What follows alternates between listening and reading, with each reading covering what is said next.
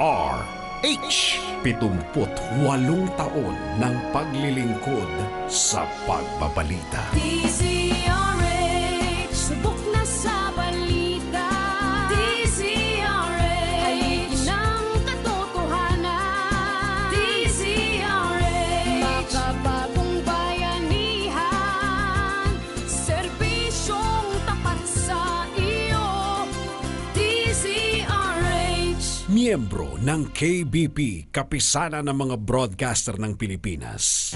MBC Network News, broadcasting nationwide, worldwide, and netwide. From MBC Manila Broadcasting Company in Pasay City, ito ang MBC Network News. Sa headlines ng MBC Network News. Tatlong tulay sa Marawi hawak ng mauti, pero 85% ng lungsod nabawi na ng AFP. Dami ng patay sa Marawi City, pumalo na sa 119 paring na hostage, nakiusap ng tulong kay Presidente Duterte. PNP Chief De La Rosa, dinalaw ang mga pulis sa Marawi City Special Action Force na agawan ng tangke ng mauti. Sa trending news, may-ari ng gasolinahan, duguan matapos manlaban sa hold-upper. Sa good news, anak ng isang magsasaka at anak ng isang pulis ginawaran ng full scholarship sa Harvard at Columbia University. Sa Alamba News, alamin ano-ano ang mga sakit na uso tuwing summer at tag-ulan. Sa Newscovery, kakaibang pangsara ng sapatos na imbento. Balita mula sa ibayong dagat, death toll sa walang tigil na pag-ulan sa Sri Lanka. Umakyat na sa halos 200.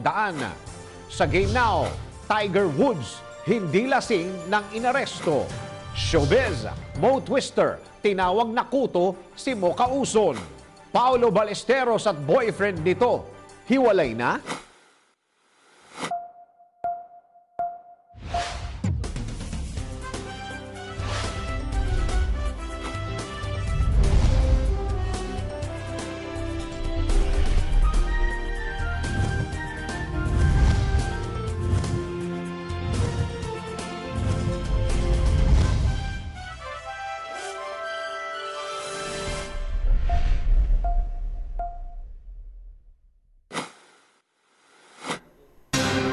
Magandang araw Pilipinas, Luzon, Visayas at Mindanao at sa buong mundo. Samahan po ninyo ako ng kalating oras sa balitaan.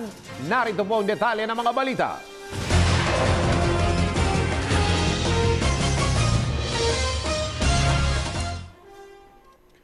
Ito po, patungkol po ito sa live poll kahapon. Nagsagawa ang DZRH News Television ng live poll sa tanong na, kahapon po ito kung lumala ang terorismo sa Pilipinas, saang bansa mas dapat tayong humingi ng tulong?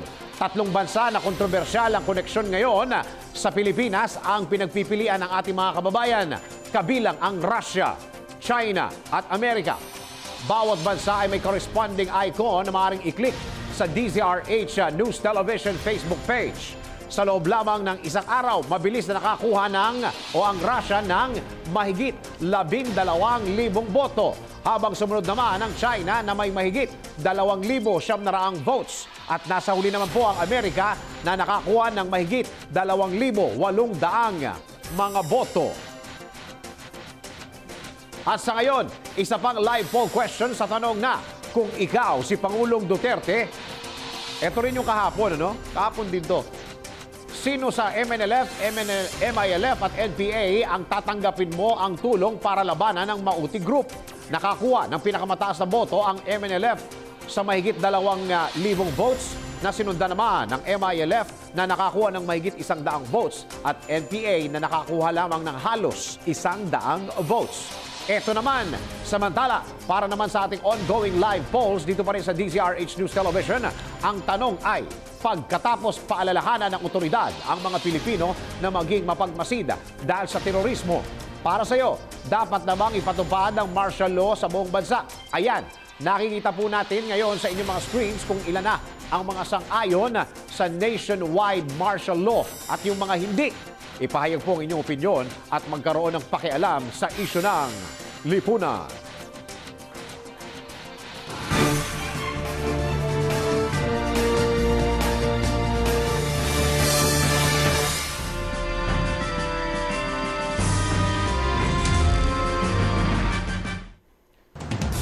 Sa buwan ng gobyerno, hirap mabawi ang 3 tulay doon po sa Marawi.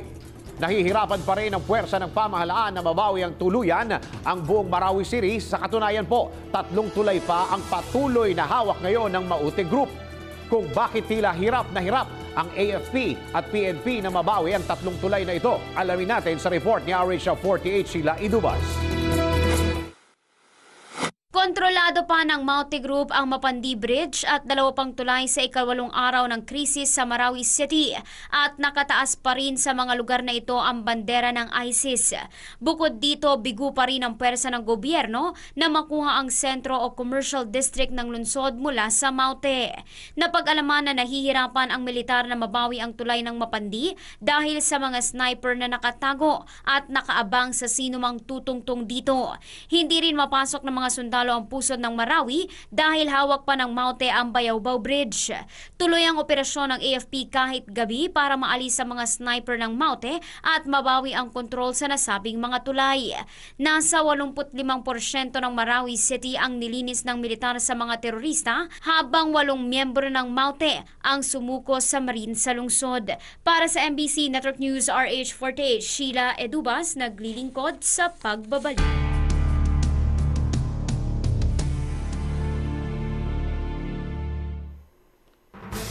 Death toll sa Marawi, umakyat na sa 119. Patuloy na tumataas ang bilang ng mga nasasawi sa bakbakan ng sundalo at rebelde sa Marawi City. Kaugnay nito, nanawagan rin ng isang pari na bihag ng Mauti kay Pangulong Duterte na itigil na ang paglaban sa mga rebeldeng grupo para sa kanilang kaligtasan.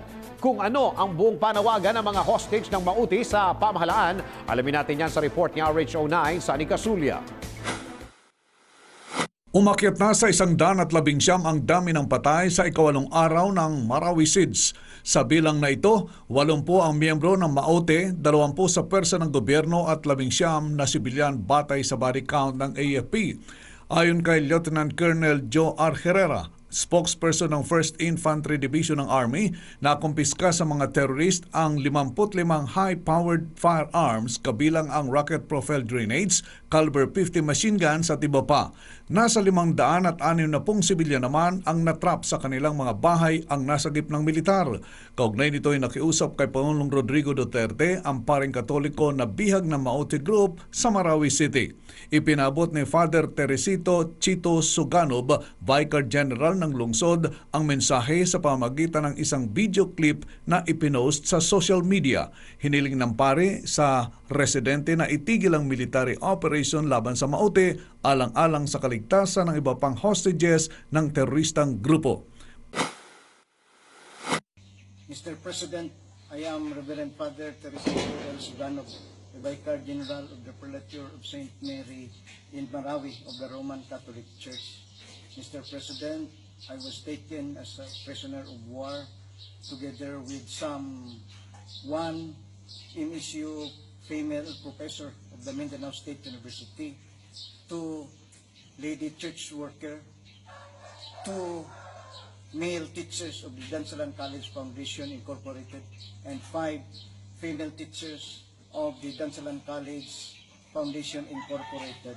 Along with us are about 200 carpenters, household helpers, children, and youth, and ordinary Christian settlers and other surviving tribes with us as captives, as prisoners of war. Mr. President, we are in the midst of this war. We are asking your help to please give what your enemies are asking for. They simply are not asking for anything, just to withdraw your forces away from Lanao del Sur and Marawi City, and to stop the airstrikes, your air attacks, and to stop the canyons. Mr. President, from our heart, please consider us. You know, it's hard, Mr. President. From time to time, we hear bursts of gunfire from the ground of your enemies, heavy firearms from your side. It's hard. And Mr. President, they do not ask for anything. They just ask that you leave this place peacefully. Do not give so much attack. The city in my background is ruined like this. And Mr. President, if you are in our place, you will really consider us because you hear the outburst of gunfires and everything, bombs, canyons. Within us, we are victims. Para sa MBC Network News, RH9, Sani Casulia, naglilingkod sa pagbabalita.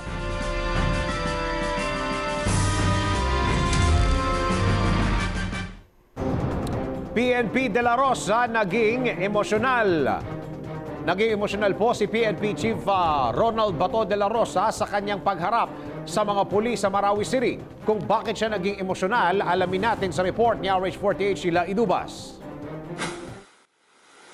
Dinalaw ni PNP Chief Director General Ronald Bato de la Rosa ang mga pulis na nakikipagbakbakan sa Maute Terror Group sa Marawi City. Ayon kay De La Rosa, hindi siya mapalagay sa loob ng kanyang opisina na parelax-relax habang ang mga kasamahan niyang pulis ay nasa peligro at nagbubuwis ng buhay sa labanan. Hindi naman naiwasan ni De La Rosa ang maging emosyonal nang makita ang pinsala ng bakbakan na inabot ng Marawi na malapit sa kanyang puso bilang mag-aaral sa Mindanao State University. Samantala, kinumpirma ni De La Rosa na isang tangke ng Special Action Force ang naagaw ng Maute Group sa Marawi. Sinabi ni De La Rosa na ang tangke na ipinadala sa provincial headquarters para maging backup o reinforcement ng mga pulis doon. Pero inambush habang nasa kalsada hanggang sa naagaw ng Maute. Idiniin ni De La Rosa na lumaban ang mga pulis na sakay ng tangke pero napilitang iwan ito dahil sa dami at lakas ng armas ng mga kalaban. Wala yan. Wala yang Muslim ka, Kristiyano ka, Bisaya ka, Maranao ka, Tagalog, Ilocano ka, nagkakaisa tayo lahat dito, di ba? Because we wear the same uniform. We belong to the Philippine National Police. Isa lang ang ating pakiramdam ngayon. Marawi City is a part of the Philippines. Hindi natin dapat ito ibigay sa mga kalaban. We must take control of Marawi City. Atin ito. This is a part of the Philippines. Di ba? Kaya yan yung ating isipin palagi. Patriotism. Para sa MBC Network News RH48, Sheila Edubas naglilingkod sa pagbabalik.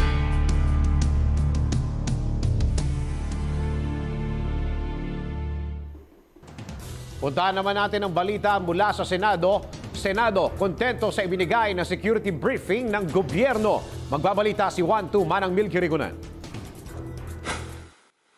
Hawak na ng militar ang ilang lokal na opisyal sa Marawi City na posibleng nagbigay ng tulong at sumusuporta sa Maute Group. Ito ang report ng mga opisyal ng militar sa briefing na ibinigay sa mga senador kaugnay ng Marawi crisis at deklarasyon ng martial law sa Mindanao. Ayon kay Senator Cynthia Villar, karamihan sa mga ito ay mga opisyal ng barangay na hinihinalang nagbigay ng tulong sa Maute Group tulad ng mapaglilikasan at pag-iimbak ng mga armas. Sabi ni Villar, kontento ang nakararaming senador sa ibinigay na security briefing ng ilang miyembro ng gabinete, mga opisyal ng AFP at PNP at National Security Council.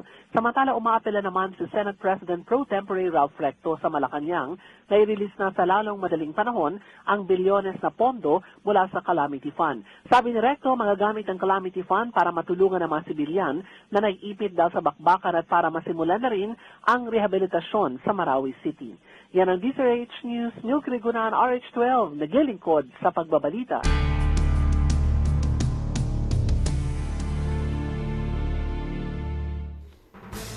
Si Secretary Martin Andanar umano ay nagtatago. Inula ng batiko si PCOO Secretary Martin Andanar matapos kumalat ang maling larawan ng Marawi City na inilabas ng Philippine News Agency. Kung ano ang reaksyon dito ng pamahalaan, alamin natin sa report ni RH48 Sheila Idubas. Nagtago Nagtago si Presidential Communications Secretary Martin Andanar sa media sa gitna ng issue na gumamit ang Philippine News Agency ng peking litrato ng Marawi Siege. Sinugod kahapon ng mga reporter si Andanar sa opisina nang mabalitaan ang mga peking litrato na ginamit ng Palace Communications Agency sa mga istorya tungkol sa Marawi. Si Andanar bilang PCOO Secretary ang administrator din ng Philippine News Agency at kay ASEC for Social Media mismo kauson. Inula ng kritisismo si Andanar matapos gumamit ang PNA ng Wikimedia Common Photos ng Vietnam War sa kanilang artikulo sa Marawi Siege habang ginamit naman ni Uson ang kuha ng isang Honduras police. Hindi naman hinarap ng kalihim ang media at lumabas sa kanyang opisina gamit ang ibang exit door. Para sa MBC Network News RH48, Sheila Edubas naglilingkod sa pagbabalik.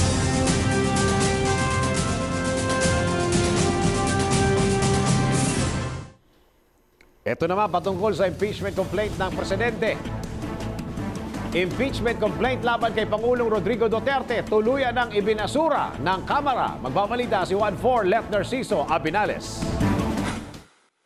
Inaprubahan ng mga kongresista ang committee report ng House Justice Committee na nagbasura sa impeachment complaint na inihain ni Magdalo Representative Gary Alejano laban kay Pangulong Rodrigo Duterte. Sa botohan sa plenaryo, 270 na miyembro ang pumabor sa pagbasura sa reklamo habang 4 lamang ang tumutol.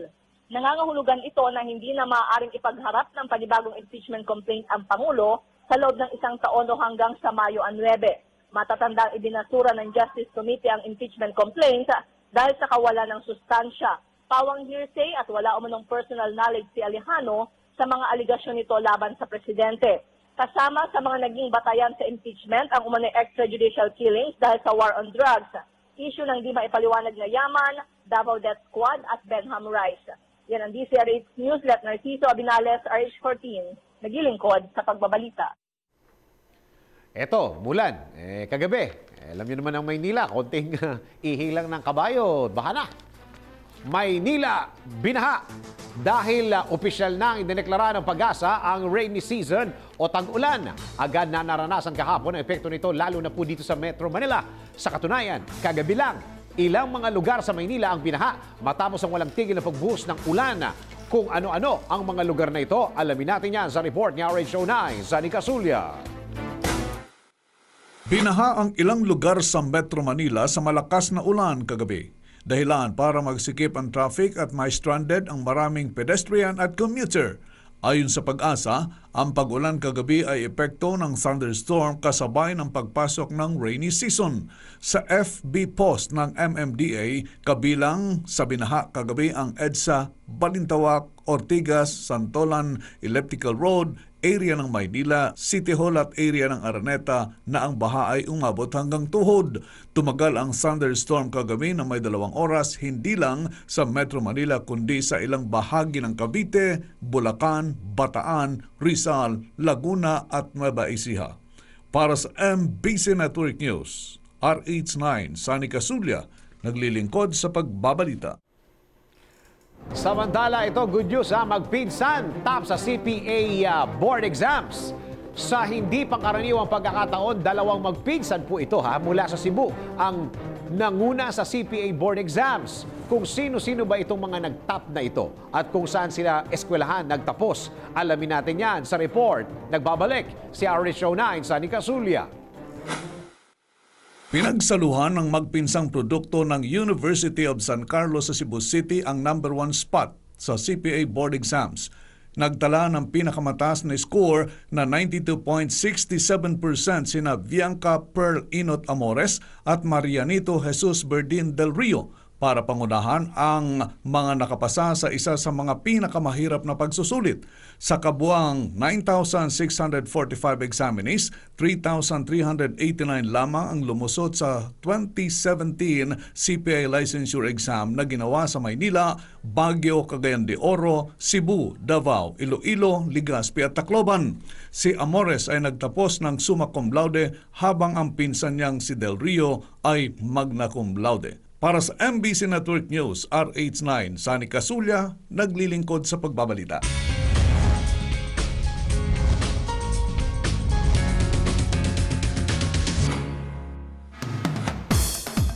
May nangangamoy. May nangangamoy away. Mo Twister. Tinawag na kuto si Mocha Uson. Ala, magbabalita si RH43, si Rocky.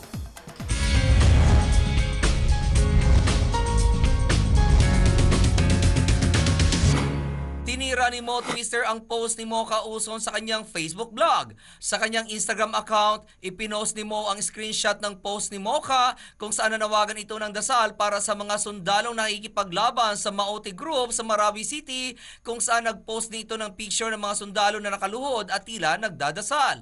Ayon kay Mo, hindi mga sundalong Pinoy ang mga nasa picture dahil ang maliit na blue flag sa dibdib ng mga sundalo ay bandila umano ng bansang Honduras at nangyari ito noong 2015. Sinay pa nito na madalas gawin ni Mocha ang naturang bagay kung saan inunahan na nito ang mga magiging komento ng followers ni Mocha at sasabihin umano ng mga ito na walang masama sa pagpo-post ni Mocha ng nasabing picture. Ang iba pang detalye tungkol sa balitang yan mamaya alas 12 ng tanghali sa aking STL, Showbiz Chismis Live. At yan aking balita. Ako naman si RH43 Rocky, ang inyong kaliga sa mundo ng showbiz.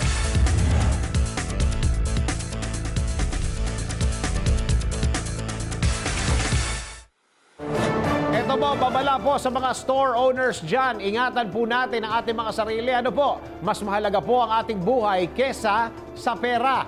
Kung may nagtatangka po na magnakaw sa ating mga store, maaari naman agad na tumawag po ng pulis para hindi magaya sa may-ari ng gasolinahan na ito. Baka wala ng oras. Nanabaril na o nanabaril ay pilit pa rin nanlaban sa holdupper. Naku, narito po ang kabuang report mula kay RH48 Sheila Idubas.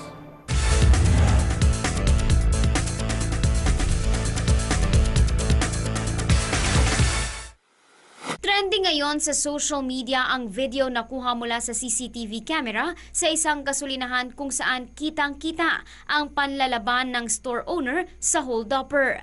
Makikita sa video footage na napasok na ng lalaki ang store at kasalukuyan ng kinukuha ang pera nang biglang pumasok ang may-ari ng gasolinahan na may suot na blue shirt at walang pag-aatubiling sinunggaban ang hold-upper. Hindi naman nagpatalo ang suspect at pilit na kumawala sa store owner hanggang sa makatakbo patakas.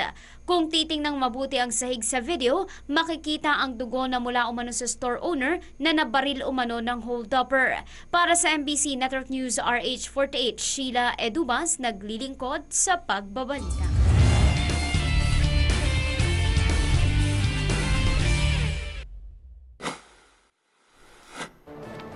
Ito po, dapat tularan.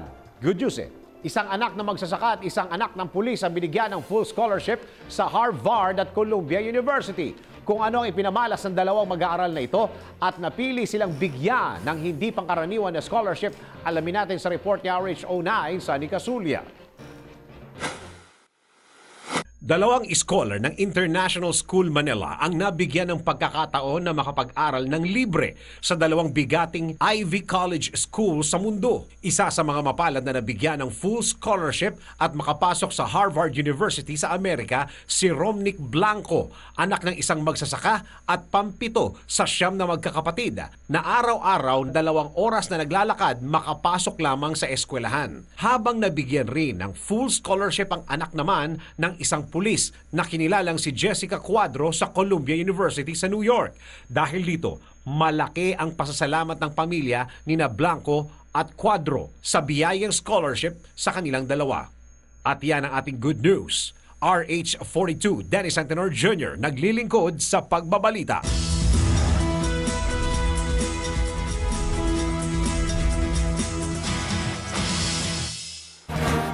Hoy, tag-ulan na!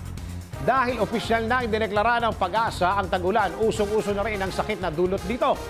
Kung ano-ano ang mga sakit na uso tuwing rainy seasons at maging tuwing summer para kumpleto, alamin po natin ang report ni RH49 Rita Salonga. Mahigit Mahigit 600 inmates sa New Bilibid Prison ang dinapuan ng sakit na diarrhea. Kinumpirma ito ni Justice Secretary Vitaliano Aguirre II. Ayon sa DOJ Secretary, susuriin ng Department of Health kung paano at kung ano ang naging sanhi ng pagsakit ng tiyan ng mga bilanggo. Marami ang nagsasabi na ito'y dahil sa inuming tubig ng mga ito. May iba naman na dahil sa siksikan sila sa selda, dagdag pa ng napakainit na panahon, panigurado na sasakit talaga ang tiyan ng mga ito. Nagdala na ng energy drink at iba't ibang gamot laban sa diarrhea si Secretary Aguirre. Ano-anong sakit kaya ang nauuso tuwing sasapit ang summer at ngayon papasok na tag-ulan na naman?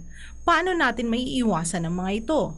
Para sa kabuwang balita, maglagon lang sa www.tsrhnews.com. Para sa Alam Ba News, RH49 Rita Salonga naglilingkod sa pagbabalita.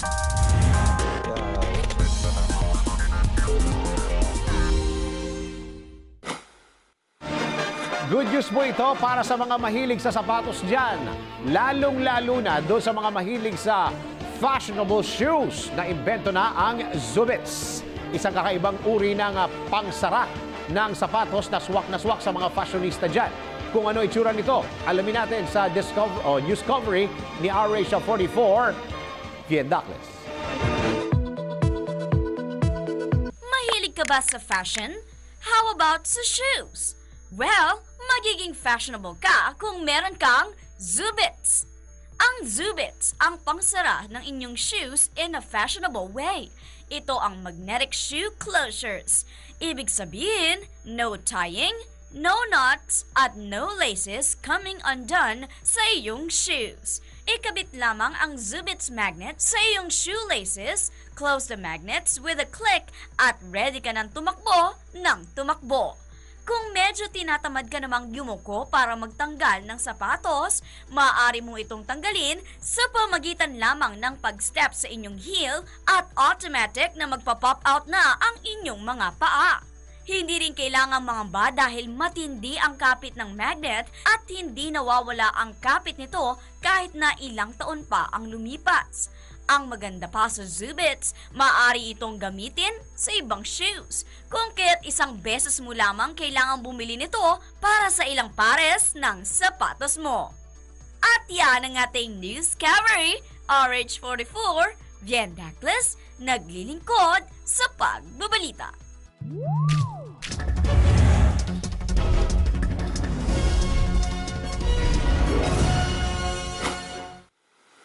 Umakyat na sa 188 katao ang namatay mula sa matinding pagbaha at mudslides bunsod ng monsoon rain sa Sri Lanka. Ang naturang pagbaha ang itinuturing ngayon na pinakamalalang insidente ng kalamidad sa nakalipas na 14 na taon sa naturang bansa. Ayon sa Sri Lanka Disaster Management Center, 79 na individual ang nananatiling nawawala habang nasa 112 naman ang sugatan. Batay sa mga otoridad, posibleng lumobo pa ang death toll, gayong pahirapan ang pag-rescue sa mga ito. Samantala, sumakabilang buhay na ang dating military leader at diktador sa Panama na si Manuel Noriega sa edad na 83. Sa pamamagitan ng social media, inanunsyo ni Panama President Juan Carlos Varela ang pagkamatay ni Noriega. Noong nakaraang buwan ng Marso, nang manatili sa intensive care unit si Noriega matapos na sumailalim sa operasyon sa kanyang utak. Para sa MBC Network News RH48, Sheila Edubas naglilingkod sa pagbabalita.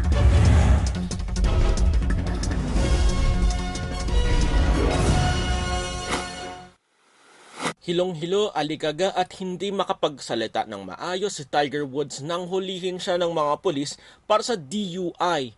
Pero ang nakakapagtaka, wala namang alcohol ang nakita sa kanyang breathalyzer test.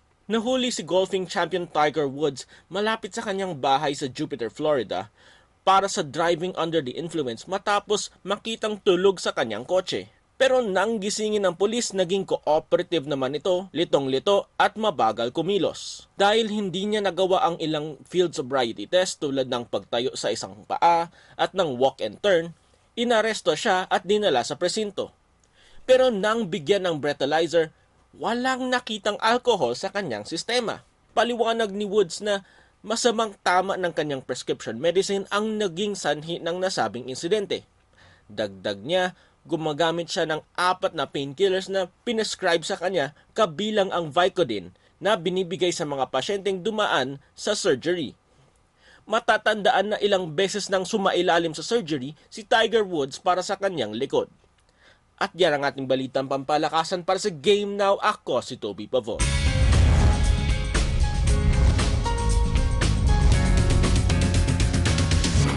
Gaano kaya katotoo ang balitang hiwalay na sina Paolo Ballesteros at ang boyfriend nito na si Roland Ochoa Anog? Unang lumabas ang balita sa pamamagitan ng column ni Jojo Gabinete kung saan sinabi nito na may mga nagkumpirma na hiwalay na nga ang dalawa, bagamat posible umano may pinagdadaanan lamang ang dalawa sa kanilang relasyon. Sinundan ito ng blind item ni Ricky Lo sa kanyang column sa The Philippine Star kung saan sinabi nito na isang TV host actor at ang kanyang dancer boyfriend ang naghiwalay na. Ang iba pang detalye tungkol sa balitang yan mamayang alas 12 ng tanghali sa aking STL, Showbiz Chismis Live. At yan aking balita, ako naman si RH43 Rocky, ang inyong kaliga sa mundo ng showbiz.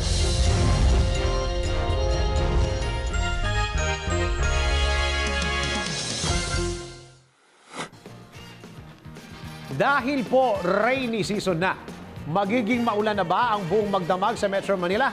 Grabe yung kulog kagabi, ha? Grabe. Meron ba tayong mga maasahang sama ng panahon? Alamin natin yan straight from Panahon TV. Ihahatid sa atin yan ng latest weather o sa atin ang latest weather report ni Eunice Huntayas. Eunice? Magandang araw Pilipinas! Kasabay ng pagtatapos ng buwan ng Mayo ay ang pagpapaalam din natin sa tag-init season. Kahapon kasi opisyal nang idineklara ng Pag-asa ang onset ng tag-ulan. Kaya naman para sa inyong kahandaan, narito ang forecast ng Pag-asa. Magdadala pa rin ng mga pag-ulan ang frontal system dito sa extreme northern Luzon. Ito ang pagsasalubong ng mainit at malamig na hangin kaya asahan ng mahina hanggang sa katamtamang mga pag-ulan at pagkidlat at pagkulog sa rehiyon ng Ilocos, Cagayan pati na rin sa Batanes. Samantala, ngayong tag-ulan, huwag kakalimutan ng pagdadala ng payong dahil bagamat pangkalahatang maliwalas sa panahon ng iira sa Metro Manila at natitirang bahagi ng bansa, malaki pa rin yung tsansa ng mga pulupulong pag-ulan o pagkidlat at pagkulog lalong-lalo na sa hapon o kaya naman ay sa gabi. Umulan man o umaraw, importante ay nakahanda kayo sa magiging lagay ng panahon sa mga susunod na araw. Sa mga estudyanteng mag-enroll na sa mga paaralan sa Metro Manila, in the next 3 days, asahan ang generally fair weather condition. Pero maging handa pa rin sa mga pag-ulan at pagkidlat at pagkulog in the latter part of the day. Sa mga masisipag na tour guide sa Cebu, good news dahil asahan ng pangkalahatang maliwalas na panahon sa susunod na 3 araw. Para naman sa mga peace and order officers sa Davao City, asahan po ang mainit at malisangang panahon dahil papalo ang temperatura sa 33 degrees Celsius. At yan muna ang latest sa lagay ng panahon. Ako si Eunice Huntayas, magandang araw sa inyong lahat. Ang bahaging ito ay hatid sa inyo ng Air 21. Sagot ko, padala mo.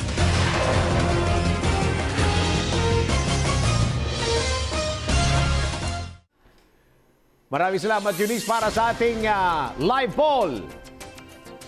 Nangyayari pa rin po yan sa DZRH News Television Facebook page. Ang tanong ay, pagkatapos paalalahanan ng otoridad ng mga Pilipino na maging mapagmasid dahil sa terorismo, para sa iyo, dapat na bang ipatupad ang martial law sa buong Pilipinas o buong bansa? Ayan, nakikita po natin ngayon sa inyong mga screens kung ilan ang mga nagsang-ayon sa nationwide martial law at yung mga hindi. Ipahayag po ang inyong opinyon at magkaroon ng pakialam sa issue ng lipunan. Teka, alamin muna natin. Ang yes ay tumatakbo na ng 10,200 plus at yung no ay 356. Yan po yung pinaka-latest. Pwede pa rin po kayong bumoto. Puntahan lang po ang Facebook page ng DZRH News Television at bumoto po. At hindi lang yan, baka sa ngayong hapon may bago na namang live poll na pwede kayong bumoto. Ika nga namin dito, vote wisely. At sumayin nyo na naman ang kalating oras sa ating balitaan, mga impormasyong dapat ninyong malaman sa mang sulok ng mundo sa ngalan ng bumubuo ng MBC Network News. Ako po inyong lingkod sa pagbabalita. Ako po si Dennis Antenor Jr.